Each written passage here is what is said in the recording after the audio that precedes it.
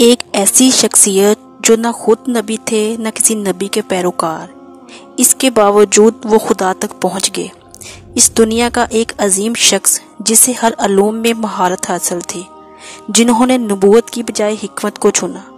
تاریخ کا یہ مشہور حکیم کون تھا؟ اس نے حکمت کو نبوت پر کیوں ترجیح دی؟ آج کی اس ویڈیو میں ہم حضرت حکیم لقمان کی ان باتوں کو جانیں گے جو آپ نے اس سے پہلے کبھی نہیں سنی۔ 3 ایسے شخص جن کا ذکر خیر ان کے نام کے ساتھ قرآن مجید میں آیا ہے اور جو نبی نہیں تھے۔ حضرت لقمان علیہ السلام، حضرت طالوت اور حضرت ذوالقرنین، ان میں سے سب سے درجہ بلند حکیم لقمان کو حاصل ہے، اس لیے کہ ایک مکمل سورت لقمان حضرت لقمان کے نام سے موجود ہے۔ اس سورت کا دوسرا رکوع حضرت لقمان کی نصیحتوں پر مشتمل ہے۔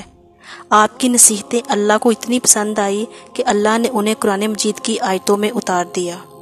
حضرت لقمان نے فرمایا، اے میرے بیٹے، اللہ کے ساتھ عبادت میں دوسروں کو شریک مت کرنا، بے شک اللہ کے ساتھ دوسروں کو شریک کرنا گناہ عظیم ہے۔ اے میرے پیارے بیٹے، چاہے کوئی عمل رائی کے دانے کے برابر کسی چٹان میں یا پھر آسمان و زمین میں کسی بھی جگہ چھپا ہو، اللہ اسے تمہارے سامنے لے آئے گا۔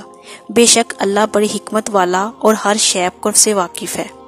اے میرے پیارے بیٹے، نماز ادا کیا کرو، نیکی کا حکم دو اور برائی سے روکو۔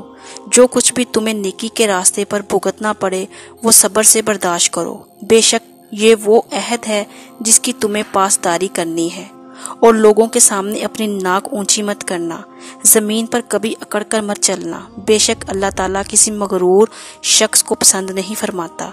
اپنی رفتار معتدل رکھو اور اپنی آواز نیچی رکھو، کیونکہ تمام تر آوازوں میں سے سب سے بدترین آواز گدھے کی ہے۔ بہت سی حکایات اور سبق آموز واقعات میں بھی آپ نے حکیم لقمان کا نام تو سنا ہی ہوگا، لیکن بہت کم لوگ اس بات سے واقف ہیں کہ حضرت حکیم لقمان کون تھے۔ دراصل زمانہ قدیم سے ہی حکیم لقمان کے اقوال اور نصیحتیں بہت مشہور تھی، اور لوگ ہر علاقے ہر زمانے میں ان اقوال کو یاد کر کے اور سنا کر انہیں تاریخ میں زندہ رکھا۔ حکیم لقمان افریقی نسل تھے اور آپ کا تعلق سوڈان سے تھا۔ ایک روایت کے مطابق وہ حضرت ابراہیم علیہ السلام کے چچا کی اولادوں میں سے تھے اور حضرت ایوب علیہ السلام کے بھانجے یا خالہ زاد بھائی تھے۔ دوسری روایت سے پتہ چلتا ہے کہ آپ حضرت داؤد علیہ السلام کے زمانے میں بھی موجود ہیں۔ آپ افریقی نسل تھے اور ایک غلام کی حیثیت سے عرب آئے تھے۔ روایت میں آتا ہے کہ آپ شکل و صورت کے اعتبار سے اچھے نہیں تھے، یعنی عموماً جیسے افریقی لوگ سیاہ رنگ کے چھوٹے قد کے ہوتے ہیں، آپ کی ساخت بھی کچھ اسی طرح کی تھی، لیکن آپ حکمت اور دانائی کے سمندر تھے۔ جیسا کہ تابعین سعید نے ایک حبشی سے کہا تھا، تو اس بات پر غمزدہ نہ ہونا کہ تو کالا حبشی ہے، اس لیے کہ حبشیوں میں 3 آدمی دنیا کے بہترین انسان ہوئے ہیں، حضرت بلال حبشی، حضرت عمر فاروق کا غلام اور حکیم لقمان۔ روایتوں کے مطابق حضرت لقمان نے حضرت داؤد علیہ السلام کا زمانہ پایا تھا اور بنی اسرائیل میں قاضی بھی رہے۔ آپ کا زمانہ 3000 قبل مسیح کا ہے۔ اللہ نے حضرت لقمان کو وہ چیز عطا فرمائی تھی جو اس زمانے کے انسانوں میں سے کسی کو عطا نہیں ہوئی۔ اللہ نے انہیں 100 انسانوں کے برابر عقل عطا فرمائی تھی۔ حضرت لقمان کے متعلق لکھا گیا ہے کہ اللہ نے انہیں جڑی بوٹیوں میں خاصیت کا علم بھی عطا کیا تھا۔ حکیم لقمان میں علم طبیب یعنی میڈیکل سائنس کی بنیاد بھی رکھی تھی۔ حکیم لقمان اپنے ارد گرد کے فطرت کے مظاہر کا غور مطالعہ کرتے رہتے تھے، جانوروں اور پودوں کو دیکھ کر اللہ کے قوانین کا مشاہدہ کرتے اور اس چیز تک عقلی رسوائی کی کوشش کرتے کہ ان تمام تخلیقات کی بنیاد کیا ہے اور ان کا مقصد حیات کیا ہے۔ آپ ایک دن درخت کے نیچے لیٹے ہوئے تھے کہ آنکھ لگ گئی۔ خواب میں ایک فرشتہ ان کے پاس آیا اور انہیں خبر دی کہ اللہ آپ کو حکمت یا نبوت جیسی دولت سے نوازنا چاہتا ہے۔ آپ حکمت کو پسند کرتے ہیں یا پیغمبری کو؟ حضرت لقمان نے حکمت کو چنا۔ جب وہ بیدار ہوئے تو انہوں نے اپنے ذہن میں تیزی اور حسن محسوس کی۔ ان کے ذہن میں غیر معمولی طریقوں سے سوچنے کی صلاحیت آ گئی تھی۔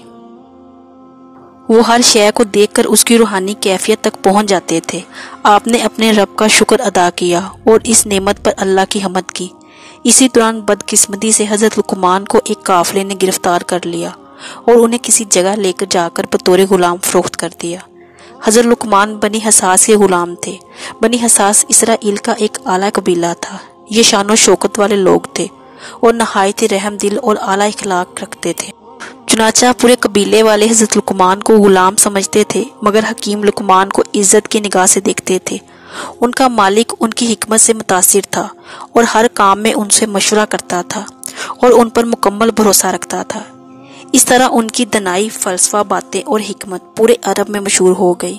لوگ دور دور اس حکیم غلام سے ملنے آتے اور ان سے اچھی اور نصیحت کی باتیں سیکھتے۔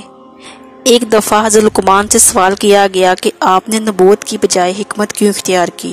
تو جواب دیا، اگر اللہ مجھے نبی بنا دیتا تو اور بات تھی، ممکن تھا کہ میں منصب نبوت کو نبھا جاتا، لیکن جب مجھے اختیار دیا گیا تو مجھے ڈر ہوا کہ کہیں ایسا نہ ہو کہ میں نبوت کا بوجھ نہ اٹھا سکوں، اس لیے میں نے حکمت کو ہی چنا۔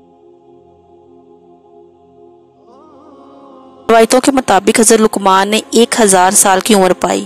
آپ نے دنیا کے بہت سارے علاقوں کا سفر کیا، 4000 پیغمبروں کی خدمت میں حاضری دی تھی۔ آپ نے ان پیغمبروں کے مقدس کلاموں میں سے 8 باتوں کو چن کر یاد کر لیا تھا اور لوگوں کو اسی کی نصیحت کیا کرتے تھے۔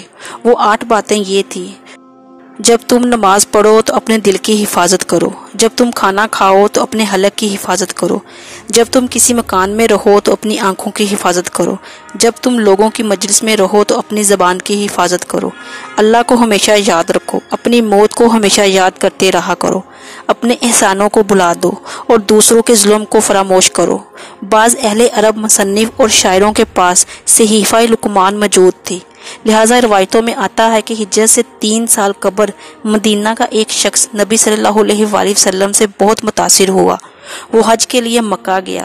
جب وہ مکہ پہنچا تو اس وقت نبی صلی اللہ علیہ وآلہ وسلم حاجیوں کو دعوت اسلام دے رہے تھے، اور اس شخص نے آپ کی ایک تقریر بھی سنی، جس کے بعد اس نے نبی صلی اللہ علیہ وآلہ وسلم سے ملاقات کی اور کہا، آپ جو باتیں پیش کر رہے ہیں ایسی ہی چیز میرے پاس بھی ہے۔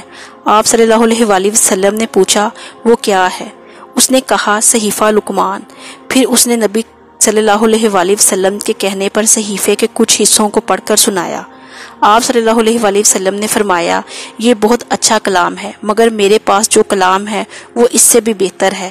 اس کے بعد آپ نے اسے قرآن سنایا۔ اس شخص نے قرآن سن کر کہا، بلا شبہ یہ صحیفہ لقمان سے بہتر ہے۔ حضرت حکیم لقمان کے بہت سارے مختصر واقعات، نصیحتیں اور اقوال مشہور ہیں، جنہیں زمانہ قدیم سے لوگ زبانی یاد کیا کرتے تھے اور ہر زمانے میں منتقل ہوتا رہا ہے۔ آج ان واقعات اور نصیحتوں کو بہت ساری کتابوں میں جمع کیا گیا ہے، جسے ہر شخص کو اپنی زندگی میں ایک مرتبہ ضرور پڑھنی چاہیے۔